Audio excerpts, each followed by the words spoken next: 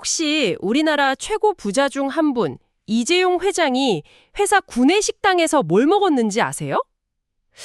이게 또, 꽤 흥미롭더라고요. 글쎄요. 워낙 바쁘신 분이니까 뭔가 좀 특별하고 아주 건강한 그런 메뉴 아닐까요? 그쵸. 그렇게 생각하기 쉬운데 바로 그게 재밌는 점이에요. 기사를 보니까 삼성 SDS 구내식당에서 직원들하고 같이 아주 소박한 메뉴, 바로 황태곰탕을 드셨다는 거예요. 아, 황태곰탕이요? 네, 심지어 뭐 사진 요청에도 흔쾌히 응했다고 하더라고요. 아, 그 얘기 저도 들은 것 같아요. 재벌 회장님이 황태곰탕이라 좀 의외다 싶으면서도 어떤지 더 관심이 가는데요. 맞아요. 뭔가 그냥 해장국 뭐 이런 느낌 이상일 것 같고, 그래서 오늘 이 황태곰탕, 이 소박해 보이는 음식이 가진 진짜 매력이 뭔지, 또 왜 건강식으로 주목받는지 한번 깊이 파헤쳐 보려고 합니다. 아, 좋습니다. 황태곰탕. 네, 아마 여러분도 오늘 이야기 들으시면 황태곰탕에 대해 새롭게 알게 되시는 게 많을 거예요. 그럼 뭐부터 시작해 볼까요? 우선 황태. 이게 뭔지부터 짚고 넘어가야겠죠? 네, 그게 좋겠네요. 황태가 그냥 말린 명태랑은 좀 다른 거죠? 네, 완전히 다르죠. 명태를요, 그 강원도 인제나 대관령처럼 아주 추운 겨울 덕장에서 얼리고 녹이고 또 얼리고 녹이고 이걸 수십 번 이상 반복해서 말린 게 바로 황태입니다. 와, 얼렸다 녹였다를 수십 번이요. 보통 정성이 아니네요. 그렇죠. 그 과정에서 그냥 마르는 게 아니고요. 수분은 쫙 빠지는데 단백질 같은 영양소는 오히려 응축이 돼요. 그리고 감칠맛 성분은 훨씬 더 풍부해지죠. 아, 그래서 그냥 북어랑은 맛이랑 식감이 완전 다른 거군요. 맞습니다. 황태곰탕은 바로 이렇게 귀하게 만들어진 황태를 주재료로 해서 뭐 마늘, 파, 무 같은 거 넣고 푹 끓여낸 거예요. 국물이 그래서 맑으면서도 아주 진한 맛이 나죠. 영양이 응축된다는 점, 이게 핵심인 것 같은데요. 구체적으로 어떤 성분이 그렇게 많아지는 건가요? 이게 진짜 놀랍더라고요. 가장 주목해야 할 게 바로 단백질 함량이에요. 단백질이요? 네, 건조된 황태 100g 기준으로요. 단백질이 무려 70g 이상 들어있어요. 네, 70% 이상요. 와, 그건 뭐 거의 단백질 덩어리 수준인데요. 그렇죠. 일반 생태, 그러니까 그냥 명태의 3배가 넘는 수치예요. 이야, 대단하네요. 이런 고농축 단백질이 그럼 우리 몸에서는 어떤 역할을 하는 건가요? 단순히 뭐 근육 만드는 데만 쓰이는 건 아닐 텐데요. 물론이죠. 근육 생성, 유지에 당연히 중요하고요.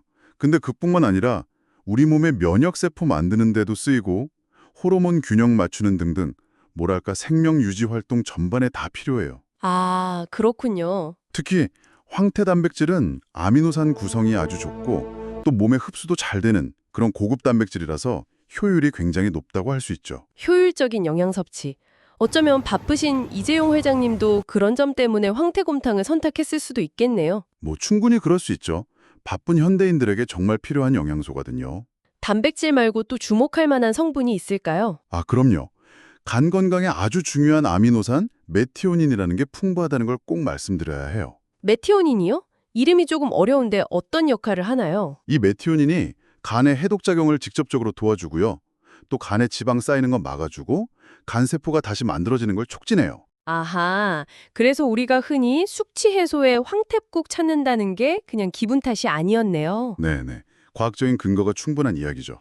간 기능 자체를 도와주는 성분이 많으니까요. 그렇군요. 그럼 메티오닌 말고 또 있나요? 네, 피로 회복에 좋은 타우린도 꽤 들어있고요. 뼈 건강에 중요한 칼슘이랑 인, 그리고 에너지 만들고 항산화 작용 돕는 비타민 B군하고 E도 함유하고 있습니다. 이야, 정말 영양소가 다양하게 들어있네요. 그럼 이런 것들이 종합적으로 우리 몸에 어떤 좋은 효과를 주는 걸까요? 한번 정리해 주시면 좋겠어요. 네, 크게 보면 첫째는 아까 말씀드린 메티오닌 덕분에 간 기능 강화, 해독작용, 그러니까 숙취 해소에 탁월하다는 점. 네, 숙취 해소. 둘째는 아주 풍부한 고급 단백질 덕분에 기력 회복이나 면역력 증진에 큰 도움이 된다는 거죠. 뭐 수술하고 회복 중이시거나 평소에 쉽게 지치는 분들한테 아주 좋고요. 들어보니까 정말 보양식이 따로 없네요. 혹시 그럼 다이어트 하시는 분들한테는 좀 부담스러울까요? 아니요, 오히려 그 반대예요. 아주 좋은 선택이죠. 아, 정말요? 네, 저지방이면서 고단백 식품이라 포만감은 높은데 칼로리는 낮거든요. 기름기도 좋고요. 소화도 잘 돼서 부담 없이 즐길 수 있는 다이어트 메뉴가 될 수 있습니다. 오, 다이어트에도 좋다니 의외인데요. 그럼 집에서 직접 끓여 드실 분들을 위해서 팁 같은 것도 좀 알려주세요. 어떻게 하면 더 맛있게 또 건강하게 먹을 수 있을까요? 네, 좋은데요. 우선 황태는 바로 쓰지 마시고요. 미지근한 물에 한 20분에서 30분 정도 불려서 좀 부드럽게 만든 다음에 쓰시는 게 좋아요. 아, 불리는 과정이 중요하군요. 거든요. 그리고 무나파, 마늘, 다시마 같은 거 같이 넣고 1시간 이상 좀 뭉근하게 끓여주시면 국물 맛이 훨씬 깊어지죠. 간은 어떻게 하는 게 좋을까요? 국물 요리는 사실 나트륨 걱정이 좀 되잖아요. 아, 맞아요.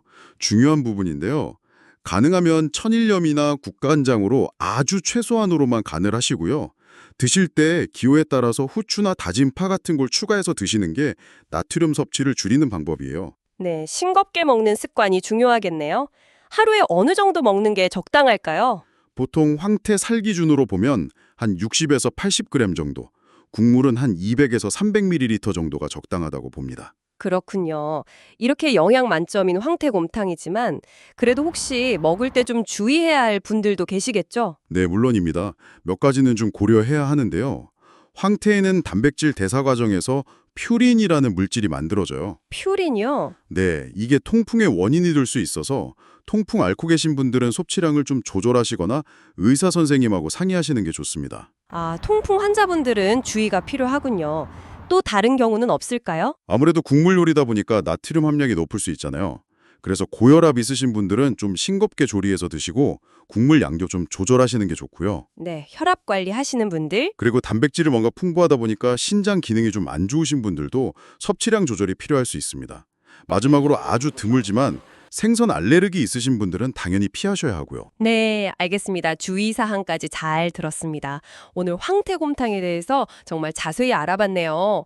뭐 재벌 회장님의 소박한 식사로 처음에 주목했지만 알고 보니까 이게 그냥 해장국이 아니라 정말 고단백 저지방의 영양 만점 건강식이었어요. 맞습니다. 간 건강 챙겨주고 기력 회복 도와주고 심지어 체중 관리에도 도움을 줄 수 있는 우리 고유의 아주 훌륭한 음식이죠. 다만 방금 말씀드린 것처럼 개인의 건강 상태에 따라서는 좀 주의가 필요하다는 점도 기억해야 하고요. 네, 오늘 이야기 쭉 들으시면서 혹시 이런 생각 안 드셨나요? 이렇게 영양이 풍부한데 우리가 잘 몰랐던 우리 음식이 또 뭐가 있을까 하는 그런 궁금증이요. 어쩌면 여러분 주변에 아주 평범해 보이는 음식 속에 정말 놀라운 건강의 비밀이 숨겨져 있을지도 모르거든요. 한번 찾아보는 것도 재미있는 탐구가 되지 않을까 싶습니다.